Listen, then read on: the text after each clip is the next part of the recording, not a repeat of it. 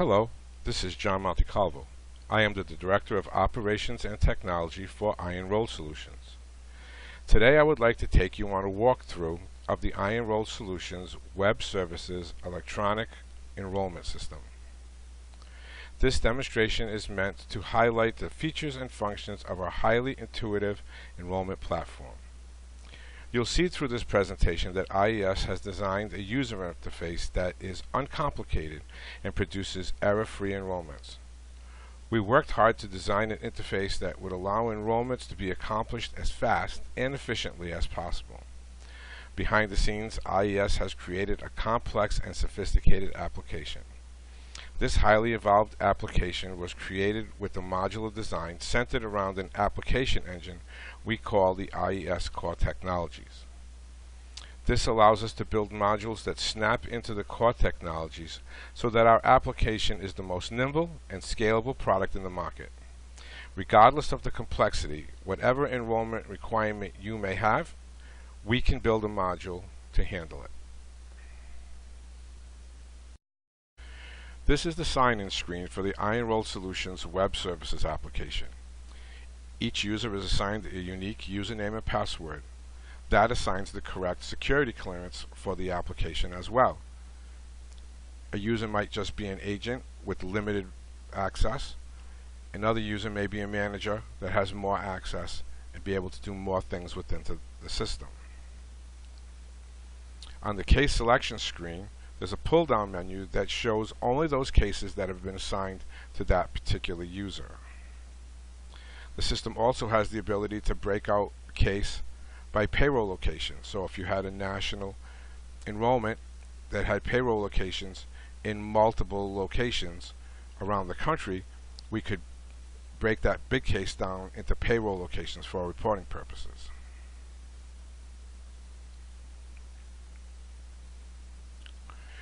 This is the first screen in the enrollment process, and we call it the search screen, and you can search by first name, last 4 digits of social security number, or employee number. And we have instituted the Google type search so that you just have to click in the box and start typing, looking for the employee that you want. So I'm going to type B, and I see there are 3 people that start with B. And then I'll type R, and there are 3 people that start with BR, and when I type A, I'll come down to only Thomas Branch, and that's the employee that I'm looking for. That brings us to the demographic screen, and this is where we enter the information for the demographics for a particular employee. All the fields that you see here can be designated to either be a required field or not required field, an optional field, or a locked field, and I'll show you a couple examples. All the fields do the formatting for you. You don't have to worry about capitalizing any words or formatting social security number or telephone number with with dashes. Some fields are pull down, like this state field. You pull down, select the one that you want, and just click it, and it fills in the field for you. The date fields can be filled in by clicking at the beginning of the field and just typing in the birth date, for example, or you can use the calendar feature to scroll through the year, the month, and the day that you're looking for to fill in the birth date.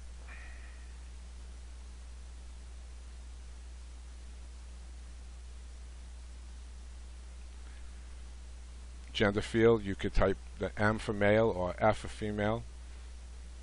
You'll also see here we have location, and if you have an enrollment that is broken out by different locations, enrollment locations, we can add a number of different enrollment locations so that for reporting purposes we can show you enrollments in each particular location. This particular one only has one location. You'll notice that when I try to touch payroll frequency here, it's locked onto monthly, because in this particular case all the employees are on a monthly payroll frequency. But if you had a situation that had multiple payroll frequencies by employee, then we could pull this down and select it. And the system is capable of doing weekly, bi-weekly, monthly, semi-monthly, and annual pay frequencies.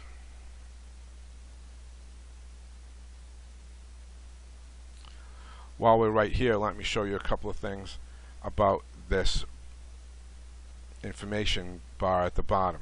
Shows you the version of the software you're working on and the date of the enrollment. Also shows you the enrollee's first and last name. The first four numbers here are the employee's month and day of birth, and the last four are the last four of Social Security number. This timer is showing how long we've worked with this particular employee, and this, at the end of the enrollment, this timestamp is recorded on the enrollment, so we could go back and look at times that it takes to do an enrollment for that agent. This number right here is the age according to the system, and that's because in most cases we're using age that is calculated by the effective date. So this employee might not be 51 right now, but by the effective date they will be 51. Also, we have instituted this chat option for support. So if in the course of this enrollment, if an agent needed help immediately, they could just type in this chat box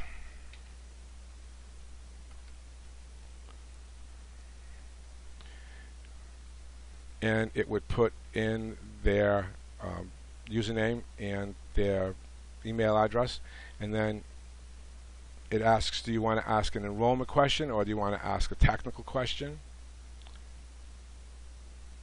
And you could click stop chatting, and you'll see here that here's the enroller.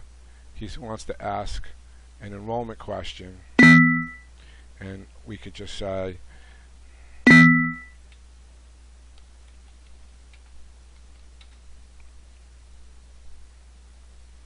and then when we get back here, it'll say what I wrote, how can I help you? So this gives the agent instant access to tech support or to support for questions about the actual products. So to go on from here, we click next, and this is where we collect dependent information. You'll see that the top half of the screen is the fields where we enter the data, and when we click save, it populates this table down at the bottom. If something needed to be changed here, you could just click edit, make a change as was appropriate, and click save. That repopulates the table, and when you completed it, you can just click next to move on. This is the product selection screen. This particular enrollment has 3 products, all offered by Aflac: accident, critical illness, and hospital indemnity. Down here you'll see the carrier selection summary, and right now all you see here is that there's a policy fee of 50 cents per month. The system has the ability to add a fee or an amount to collect directly from the employee. So that might be dues, or it might be an application fee. It might be used to offset the cost of the enrollment application.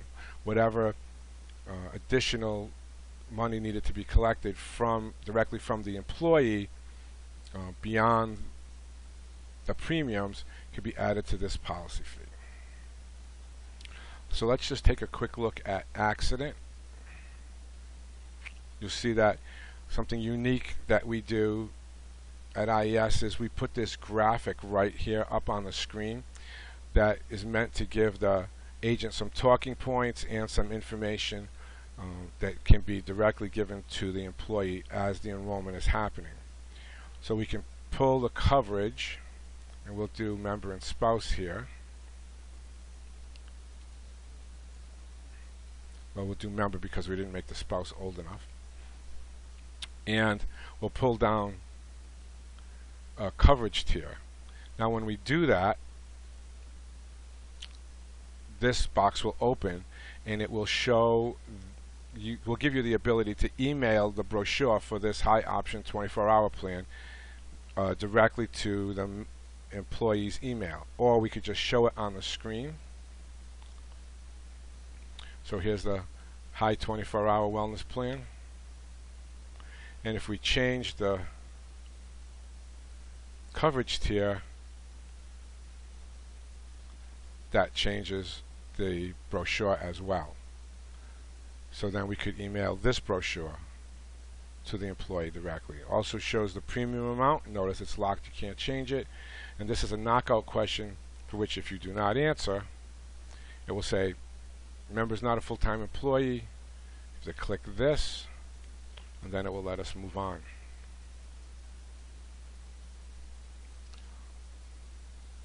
The system knows which eligibility and underwriting questions need to be asked and to whom they need to be asked. So if there were multiple insureds here, you would see more names across here with questions that needed to be answered or maybe not. Does this coverage replace an existing? No. Does it replace an existing individual policy? Nope. And you notice when we say no, these two boxes go dark, so you can't put anything in them.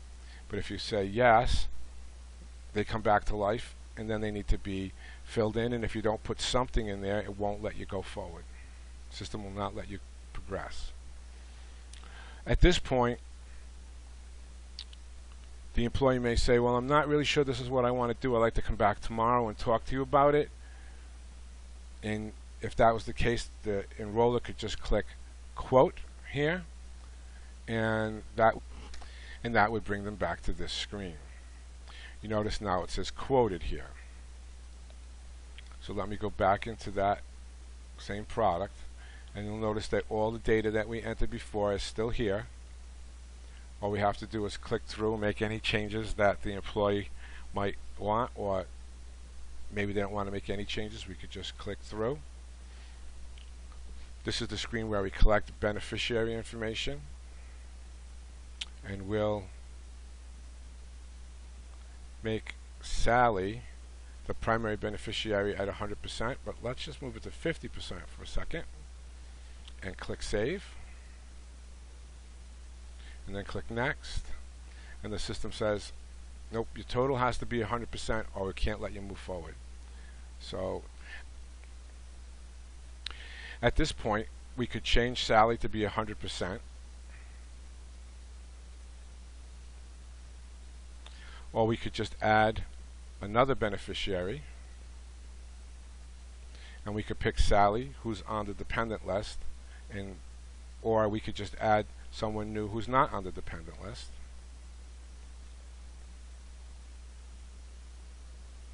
And now we have 100% assigned, so we can move on. This is the disclaimer that has been approved by AFLEC, and we can email that disclaimer directly to the employee by clicking this send mail button. Once the employee has read that, you can click accept. Now we're at the authorization screen where we e-sign the application. To do that, we type in the first 4 letters of the last name, the last 4 digits of Social Security number, and the month and day of birth, and then the agent signs with their IES username and their writing number for that particular carrier.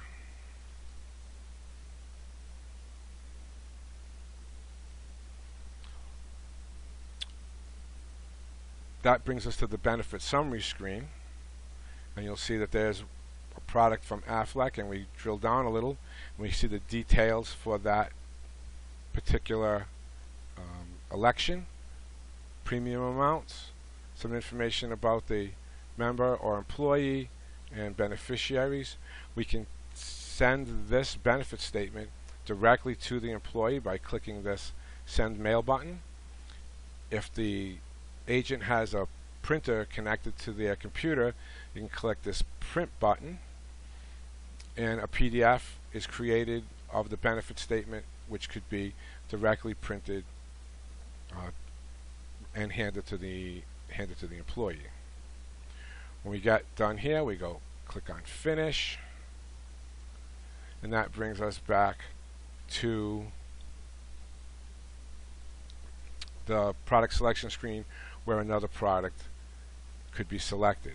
Also, you'll notice that the one that we did work on, accident, is that now says ready to submit.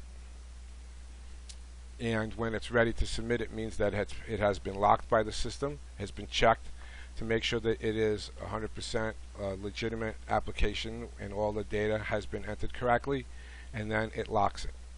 So if you try to go back in it, it would say this product is ready to submit, the details can't be changed.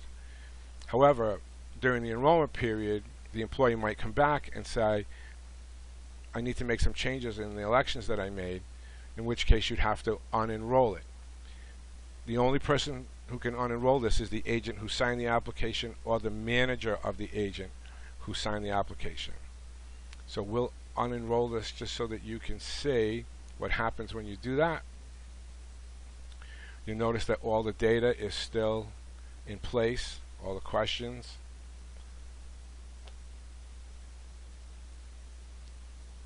And when we get to the end, because it's now a new application, it has to be signed again.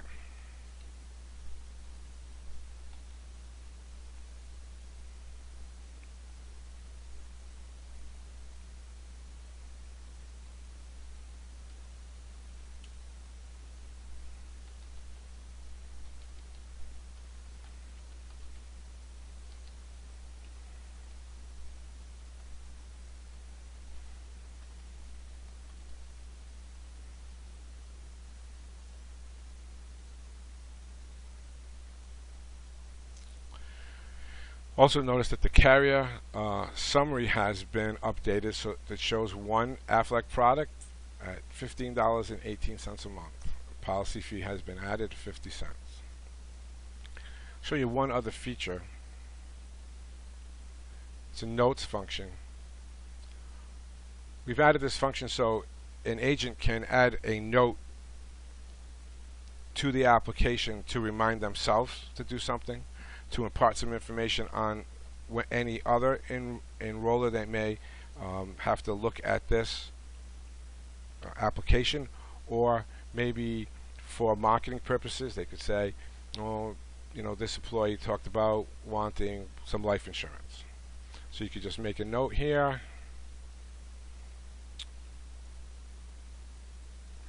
Just make a note here, click Save, and then that note is saved.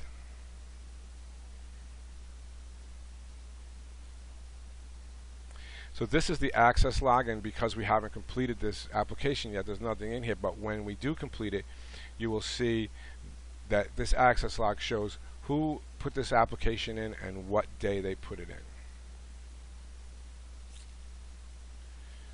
in. And